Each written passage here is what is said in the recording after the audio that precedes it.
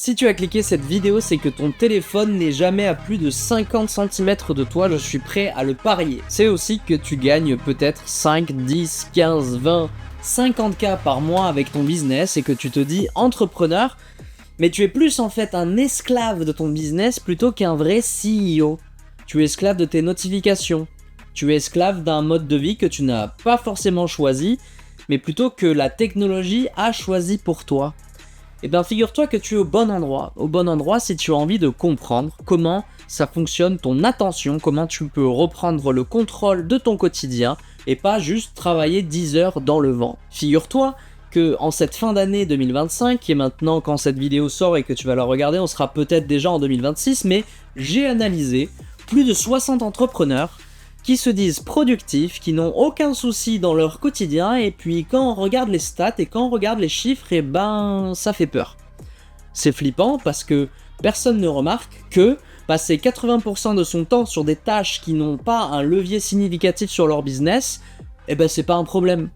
Quand on voit que des entrepreneurs, même de haut vol, même de haut niveau, passent 1 à 2 heures par jour sur leur téléphone à scroller, et ça nous semble tout à fait ok, parce que finalement ils font de l'argent. Et s'ils font de l'argent, ça veut dire que ça fonctionne. Le problème, c'est que en fonctionnant comme ça, eh ben on va droit au burn-out. On va droit au sprint qui fera que le business va s'essouffler au bout d'un moment. Le business, c'est un marathon, et pas autre chose. Tu ne diriges pas, tu réagis. Tu éteins des feux, tu es esclave de tes clients. Et finalement, l'un dans l'autre fait que, avec de la chance, tes résultats augmentent. Et puis, à force de forcer des dizaines d'heures de travail chaque semaine qui ne te mènent pas forcément à ton but final, tu te fatigues. La seule culture veut que, plus tu travailles, plus tu as de résultats. Et plus tu travailles, plus tu es une personne qui mérite le respect. Mais je suis désolé de te dire que si t'es pas capable d'avoir un focus de plus de 45 minutes sur une tâche, il y a quelque chose qui va pas. Parce que la vérité, c'est qu'un CEO, quelqu'un qui se respecte, quelqu'un qui dirige son business et quelqu'un qui ne passe pas son temps à éteindre des feux, a un focus bien plus supérieur à 45 minutes. Sauf que sur mon étude, 45 minutes, c'est la moyenne. Des entrepreneurs qui sont entre 2 et 50 000 euros par mois n'arrivent pas à se focus sur une tâche plus de 45 minutes. Mais bref, je vais pas commencer à taper sur tout le monde.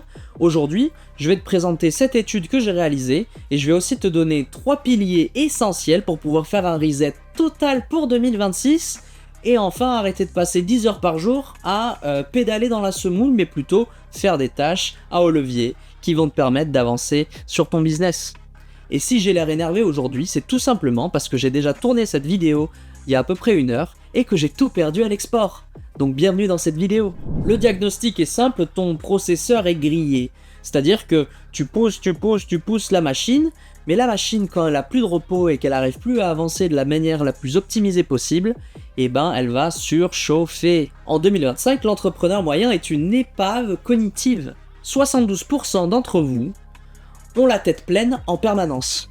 C'est-à-dire qu'il n'y a pas de moment de répit. Il n'y a pas de moment où on est zen et on ne pense pas forcément à du business. Il n'y a plus d'espace pour la vision, c'est juste pour l'urgence. On est constamment en train d'éteindre des feux. Ensuite, deuxième chiffre très intéressant aussi qui fait peur, parce que je me compte dedans, on est branché 24 heures sur 24, nous les entrepreneurs. Et ça, on voit que 73% des entrepreneurs que j'ai interrogés sont en alerte permanente.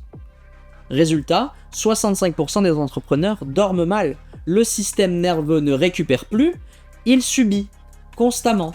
Il n'y a pas de moment de pause. Et les moments de pause, c'est ceux où on peut se réguler émotionnellement, reprendre de l'énergie pour le lendemain et enfin donner le meilleur de soi-même et faire des sessions de plus de 45 minutes sur une seule tâche. Bon sang de bonsoir. Et le chiffre qui pique, vous passez en moyenne entre 2h et 2h30 par jour à scroller. À quel moment on se dit que scroller, ça fait du bien? Scroller, ça déconnecte mon cerveau. J'en ai besoin. C'est mon équilibre. J'avoue, c'est pas terrible, mais à côté de ça, je fais 20, 30, 50K par mois. Et pourtant, bordel de merde, vous donnez votre attention précieuse, ces quelques heures qui coûtent à certains de vos clients des milliers d'euros par heure, vous les donnez comme ça gratuitement aux GAFA. Tiens Facebook. Tiens Instagram, tiens Twitter. Et même pour ceux qui n'ont pas des taux horaires complètement abusés, les gars, Vous vous rendez pas compte que en fait, là, vous êtes en train d'être sur la pente qui va faire que vous n'allez pas atteindre vos objectifs à la vitesse que vous voudriez, et surtout, vous flinguez votre attention span. Est-ce qu'il y a un mot pour attention span en français? Vous flinguez votre focus, votre attention. Vous flinguez aussi votre mental, parce que vous vous comparez constamment aux autres, et puis vous regarderez des conneries à longueur de journée qui flinguent votre cerveau, et c'est pas moi qui le dis, c'est Facebook, qui a récemment coupé une étude qui montrait que les gens qui arrêtaient les réseaux sociaux devenaient plus heureux après avoir arrêté. Waouh! J'en reviens pas! Mais non! Mais hasard de dingue! 2 heures, 2h30 par jour, pour des entrepreneurs qui s'estiment optimisés et bien dans leur peau, et explosifs, et bien dans leur tête. Non, arrêtez de vous mentir à vous-même. Ou alors peut-être vous ne vous rendez pas compte que de scroller, et ben ça flingue tout un tas de choses dans votre tête. À vous de voir. Mais en tout cas, sachez qu'il y a plein d'alternatives pour déconnecter. Donc le problème numéro 1, la cible numéro 1 à abattre, l'ennemi, c'est la procrastination invisible. La procrastination invisible, c'est très simple. Ce n'est pas que vous ne faites rien, c'est que vous faites les mauvaises choses. Vous travaillez, vous passez des heures à retaper un logo, à répondre à des emails, à envoyer des messages à des brokies pour qu'ils puissent répondre à votre offre. Et en fait, c'est pas là quelle est la valeur. Si vous avez envie de faire plus de chiffres avec votre business, il faut aller aux endroits où vous allez faire plus de chiffres. Si vous avez envie de recruter plus de monde et de vous libérer du temps pour faire autre chose, faites que ça, pendant un certain temps. Pendant un laps de temps qui vous permet d'avoir des résultats dans ce milieu. Alors, peut-être que vous manquez de clarté sur vos objectifs, que ce soit des objectifs perso, des objectifs business, des objectifs de CA, de faire toute cette micro-action, ce micro-administratif, cette micro-optimisation d'un Zapier de l'autre côté de ton écosystème en ligne, et puis ça te fait du bien de le faire, ou alors que tu te réfugies dans des tâches que tu fais tous les jours, que tu connais par cœur. C'est ça, la procrastination invisible. Parce que si tu veux des résultats que t'as jamais eu encore aujourd'hui, il faut faire des choses que t'as pas l'habitude de faire. Ouais, ça fait con à le dire, mais c'est la vérité. En fait, toutes ces micro-trucs, ces micro-coupures, ça flatte ton système de récompense. C'est de la dopamine facile. Et même si ça représente des tâches que tu trouves, et attends, je veux seul, je travaille 10 heures par jour, c'est des tâches refuge. C'est des tâches secondaires. C'est pas le number one qui va te permettre de passer au niveau supérieur. Même si tu t'en persuades. La procrastination invisible, c'est faire plein de trucs mais pas les bons. Et pendant ce temps-là, il y a quelqu'un qui chill en back-end, tranquillou. C'est la tâche immonde. L'immonde, le géant, le méchant du film.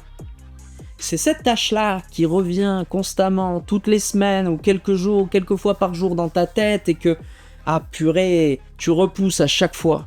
C'est cette tâche-là qui va te permettre d'arriver à une autre tâche plus importante. Ou alors, c'est tout simplement cet immonde, ce méchant, qui est la tâche qui est à plus haut levier pour toi aujourd'hui.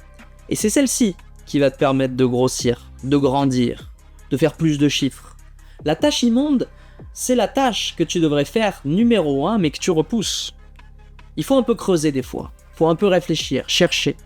Et un jour, tu la trouves, et à ce moment-là, c'est toi qui décides est-ce que je la fais ou est-ce que je la repousse pour plus tard. Pour ton reset, pour te donner vraiment un boost aujourd'hui et un protocole intéressant, demain tu identifies cette tâche-là que tu repousses constamment, tu lâches ton téléphone, tu lâches toutes les distractions, la musique avec des paroles, etc., n'importe quoi qui te sort un peu de ta bulle, et tu fais cette tâche à bras le corps.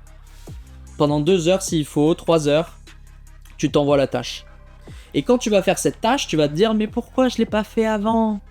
Pourquoi je suis aussi bête de pas avoir pris à bras le corps cette chose-là que je repousse alors que je vois bien maintenant que je me sens mieux, que je me sens bien.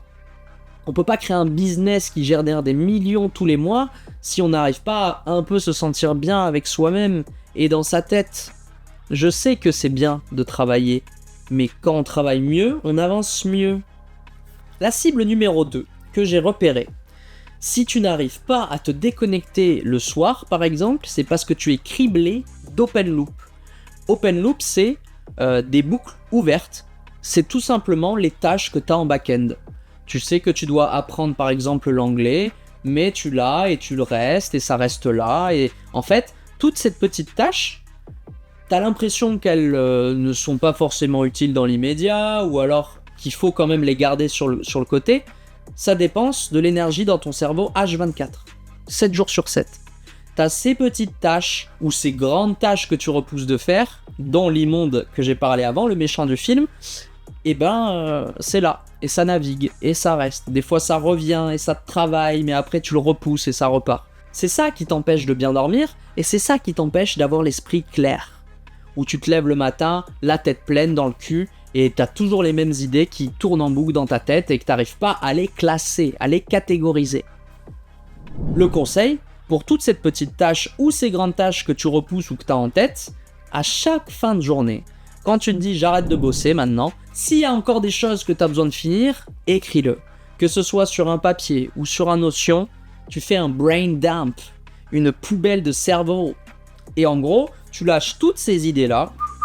Ah oui, c'est vrai que je devais faire ça, envoyer un email à ce mec relou, ou à ce client relou, ou whatever, l'administratif, machin. Tu classes tout. Est-ce que je peux faire ça demain, dans la semaine, rapidement en gros, ou est-ce que je le mets à plus tard? Est-ce que je le replace dans, je sais pas moi, 2-3 mois? Mais au moins, il faut que tu aies une deadline et une clarté d'esprit sur ces tâches-là. Parce que plus tu as des tâches en back-end, plus ta RAM consomme et plus ça te fait du mal à ton mental et à ton énergie. Et ce qui est le plus important chez un entrepreneur, c'est son énergie et la gestion de son temps. Les entrepreneurs ne travaillent pas pour faire de l'argent à plus savoir quoi en foutre, même si c'est chacun son problème vis-à-vis de l'argent. C'est surtout, je pense, pour se sentir en sécurité vis-à-vis de l'argent et pouvoir utiliser leur temps comme bon leur semble. S'ils ont envie de prendre des vacances, ils prennent des vacances. S'ils ont envie de bosser, ils bossent. S'ils ont envie d'aller là ou là-bas à l'autre coin du monde, ils peuvent. C'est ça, la mission d'un entrepreneur. C'est d'être le plus libre possible. Et c'est les petites tâches en back-end qui vous empêchent d'arriver à cette liberté totale. Ça veut pas dire qu'en arrivant à ce chiffre d'affaires de 100K par mois ou de 1 million de bénéfices à l'année, vous allez vous sentir plus libre. Non, ça va amener aussi son lot de responsabilités qui va faire que vous allez être des fois vers le bas, down sur votre mental, et que votre énergie sera basse. La seule chose qui fera la différence, c'est votre façon de gérer vos open loops. C'est cette façon de gérer tout ce back-end en fait qui peut vous travailler même le soir, même quand vous dormez. L'énergie, ça n'a pas de prix. Et un entrepreneur, un solopreneur ou un chef de grandes entreprises qui n'arrive pas à gérer sa santé, son énergie mentale et son énergie physique de manière globale, c'est un entrepreneur qui est voué à stagner ou à mourir. Cible numéro 3, et ça c'est vraiment le banger, le reset de l'attention. Me dites pas que vous êtes un putain d'entrepreneur si vous n'arrivez pas à vous concentrer plus de 45 minutes sur une tâche sans attraper votre téléphone, c'est pas possible. C'est pas possible. Là on est sur un point critique. L'étude montre que 60% des entrepreneurs plafonnent à 45 minutes de focus. C'est un délire. Le focus d'un poisson rouge. Et par contre, il y a un truc qui est clair au niveau de la science, c'est qu'il faut 23 minutes pour pouvoir se mettre à sa concentration maximale, à son énergie maximale. Je suis chez ma mamie, elle éclate tous les volets là. S'il vous plaît. La science est claire à ce sujet. Il faut 23 minutes pour atteindre ton plein potentiel de concentration. Le moment où les réponses dans ta tête fusent, où tu rentres en état de flow, où plus rien ne compte autour de toi, et vraiment ton cerveau donne le meilleur de lui-même.